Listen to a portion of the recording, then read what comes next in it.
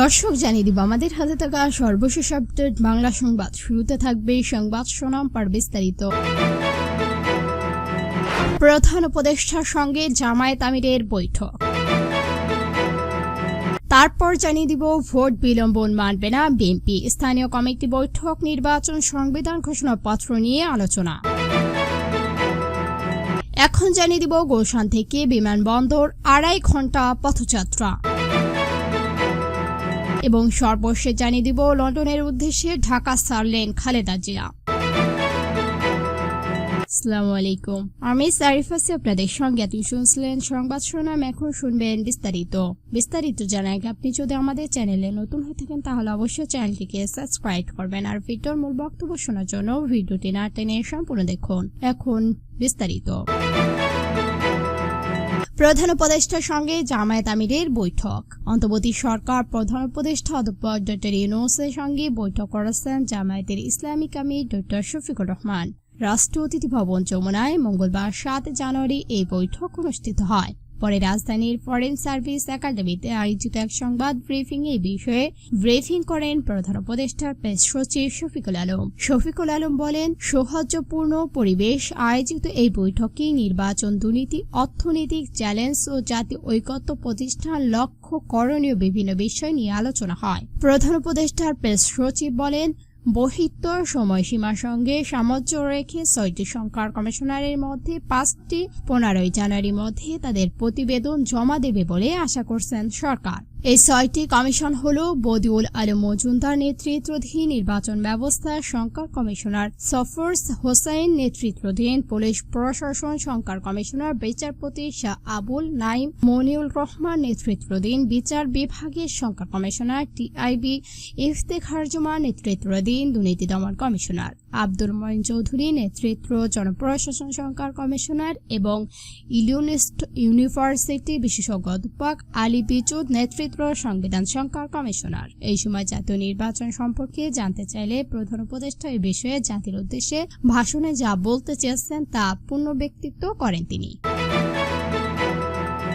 Vote বিলম্ব মানবে না বিএনপি, স্থানীয় কমিটি বৈঠক, নির্বাচন, সংবিধান ঘোষণাপত্র নিয়ে আলোচনা। কোনো অনাকাঙ্ক্ষিত ইস্যু তৈরি করে নির্বাচন বিলম্বন করার প্রচেষ্টাকে যে কোনো মূল্যে প্রতিহত করবে না বিএনপি। বাংলাদেশের বর্তমান অভ্যন্তরীণ ও প্রতিবেশী দেশগুলোর সঙ্গে ন্যায্য বিচার ভিত্তিক সম্পর্ক রাখা রাজনৈতিক দলগুলোর পক্ষেই সম্ভব। আগামী নির্বাচনে কোনো বিষয়, দল বা গোষ্ঠীকে সরকারের পক্ষ থেকে বিশেষ অনুকূল প্রমাণ করা হলে ব্যর্থ হবে জুলাই বিপুল। সে কারণে ভোট নিয়ে কোনো ধরনের বিলম্ব মানবে না বিএনপি। জাতীয় স্থানীয় কমিটি বৈঠকে আগামী জাতীয় সংসদ নির্বাচন, জুলাই গণ অভ্যুত্থানের ঘোষণাপত্র, সংবিধান, খালেদা জিয়ার চিকিৎসা, স্থানীয় সরকার নির্বাচন সহ একগুচ্ছ বিষয়ে আলোচনা হয়েছে। সোমবার রাতে 8টা 40 রাজধানীর গুলশানে বিএনপির চেয়ারপারসন রাজনৈতিক কার্যক্রম এই বৈঠক শুরু হয়। 2 ঘণ্টা ব্যাপী এই বৈঠক শেষ হয় 10টা 45। এতে লন্ডন থেকে ভার্চুয়ালি যুক্ত হয়ে সভাপতিত্ব করেন দলের ভারপ্রাপ্ত চেয়ারম্যান তারেক রহমান। বৈঠক সূত্রে জানা যায়, বৈঠকে অংশ নিয়ে স্থানীয় কমিটির সদস্য বলেন, জুলাই ঘোষণাপত্রে ছাত্ররা কি ঘোষণা দেবে, সরকার প্রথমেই বলল ঘোষণাপত্রের সঙ্গে তাদের কোনো সম্পর্ক নেই, এটা ছাত্রদের ব্যক্তিগত ব্যাপার। কিন্তু পরবর্তী সময় তারা ঘোষণাপত্রের তৈরির দায়িত্ব নিলেন। তারা বললেন, অন্তর্বর্তী সরকার ও বৈষম্যবিরোধী ছাত্রের সাংবিধানিক বাতিল করার ম্যাটেরিয়াল কে দিয়েছে। সংবিধানের বাইরে গেলে দেশে আবারও স্থিতিশীলতা তৈরি হবে। ফলে সংবিধান আলোকে সরকারের সবকিছু বিবেচনা করতে হবে। বিএনপি সর্বোচ্চ নীতি নির্ধারক ফ্রমাস দলের দলীয় চেয়ারপারসন বেগম খালেদা জিয়া 7.5 বছর পর বিদেশ সফর ও সুস্থতার জন্য দেশব্যাপীর কাছে দোয়া চাওয়া হয়। স্থানীয় নেতাকর্মী কমিটির সদস্য বলেন, পতিত স্বৈরাচার আওয়ামী লীগ সরকার খালেদা জিয়াকে উন্নত চিকিৎসা করানোর জন্য শুরু থেকে বাধা দিয়েছিলেন। বিদেশ চিকিৎসা শেষে দেশ ও জনগণের মাঝে তিনি ফিরে আসবেন বলেও আশাবাদ ব্যক্তিত্ব করেন তারা। বৈঠকে স্থানীয় সরকার নির্বাচন ও ভোটার হওয়ার সর্বনিম্ন বয়স 17 বছর হওয়া নিয়ে আলোচনা আলোচনা হয়। এতে বেশ কয়েকবার সদস্যরা বলেন, যুক্তরাষ্ট্র সহ বিশেষজ্ঞ বিভিন্ন দেশে ভোটার হওয়ার সর্বনিম্ন বয়স 18 বছর। উপমহাদেশে বাংলাদেশের প্রতিবেশী সব দেশের ভোটার হওয়ার বয়স 18 বছর। ভারত, পাকিস্তান, শ্রীলঙ্কা, নেপাল, ভুটান ও মালদ্বীপ 18 বছরের আগে কেউ ভোটার দিতে পারে না। তখন 2 জন সদস্য বলেন, দেখা গেল আগামী দিনে কেউ একজন এসে বলবে ভোটার হওয়ার নিম্ন বয়স 16 বছর। বাংলাদেশ সহ বিশ্বের সব দেশের সাফল্য ধরন হয় 18 বছর থেকে। সর্বনিম্ন বয়সের বদলানোর কোনো দরকার নেই। 18 বছর ভোটার বাংলাদেশে শুরু থেকে চলে আসছে। যারা বদলানোর কথা বলছে তাদের বিভিন্ন দুর্ভিসা রয়েছে। এছাড়া স্থানীয় সরকার নির্বাচন, জাতীয় সংসদ নির্বাচনের আগে কেন আয়োজন করতে হচ্ছে? অতীতে কোনো তত্ত্বাবধায়ক সরকার তো তা করেনি। এটাই হচ্ছে পেছনের উদ্দেশ্য কি?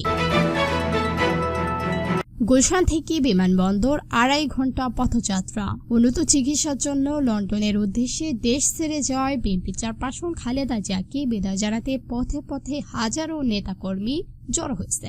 গুলশানের বাসভবন ফিরোজা থেকে শাহজালাল আন্তর্জাতিক বিমানবন্দরে পৌঁছাতে তার 2.5 ঘন্টা সময় লাগে। খালেদা জিয়া গত মঙ্গলবার রাত 8টার দিকে গুলশান বাসা থেকে ক্রোমারঙ্গের একটি গাড়িতে করে রওনা দেন বিমানবন্দরের উদ্দেশ্যে। রাত 10:55 বিমানবন্দরে পৌঁছান তিনি।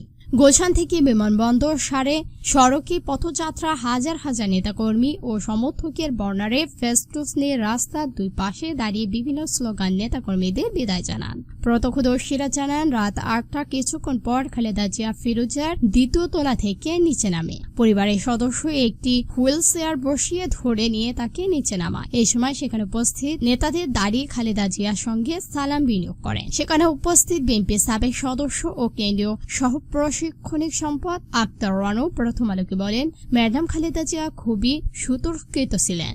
সবাই আমার জন্য দোয়া করবেন। ম্যাডাম বারবার এই কথাটাই বলছেন। কথা বলে জানা গেছে চিকিৎসার জন্য বিদেশ যাত্রা আগ মুহূর্তে খালেদা জিয়া প্রাণবন্ধ ছিলেন।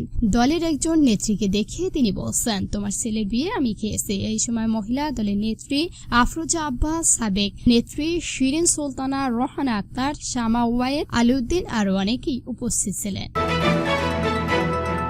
লন্ডনের উদ্দেশ্যে ঢাকা ছাড়লেন খালেদা জিয়া। বিএনপি চেয়ারপারসন বেগম খালেদা জিয়া লন্ডনের উদ্দেশ্যে কাতারের আমিরাতে পাঠানো বিশেষ অ্যাম্বুলেন্স যোগে ঢাকা ছাড়লেন। মঙ্গলবার রাত 11:30টার দিকে ঢাকার হযরত শাহজালাল আন্তর্জাতিক বিমানবন্দর থেকে অ্যাম্বুলেন্সটি লন্ডনের উদ্দেশ্যে উড়াল দেয়।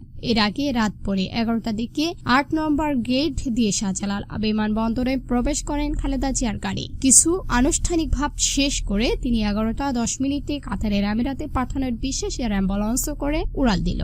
খালেদা জিয়াকে বিদায় জানাতে পথে পথে বিএনপি নেতাকর্মীদের ঢল নেমে আসে। হাজার হাজার নেতাকর্মীর বর্ণার ফেস্টু সাথে রাস্তা 2 পাশে দাঁড়িয়ে স্লোগানের মাধ্যমে তাদের প্রিয় নেত্রীকে বিদায় জানায়। বিমানবন্দরে উপস্থিত ছিলেন বিএনপি নেতাকর্মী। আবেগঘন পরিবেশ তৈরি করেন। তারা খালেদা জিয়া সুস্থতা ও নিরাপত্তা যাত্রার জন্য প্রার্থনা করেন।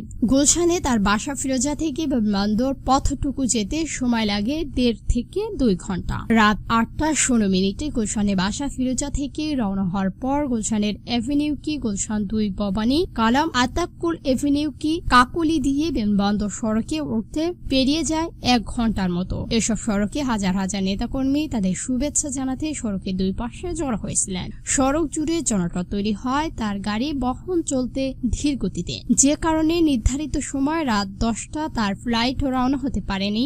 পরে বিমানবন্দর আনুষ্ঠানিকতা শেষে কাতারের আমিরাত Sheikh Tamim bin Hamad Al হানির পাঠানোর বিশেষ উড়োজাহাজে করে তিনি লন্ডনের উদ্দেশ্যে রওনা দেন। সাবেক প্রধানমন্ত্রী খালেদা জিয়া শারীরিক অসুস্থতা জেনে রাষ্ট্রীয় বহনের এক বিশেষ অ্যাম্বুলেন্স পাঠিয়েছেন কাতারের আমির, যা সোমবার রাত 7:30টায় শাহজালাল আন্তর্জাতিক বিমানবন্দরে পৌঁছায়। দর্শক, আজকের বাংলা সংবাদ ছিল পর্যন্ত। ভিডিওটি ভালো লাগলে অবশ্যই একটি লাইক দিবেন আর এরকম নতুন নতুন নিউজ পেতে আমাদের চ্যানেলটিকে সাবস্ক্রাইব করুন। ভিডিওটি সম্পূর্ণ দেখার জন্য ধন্যবাদ।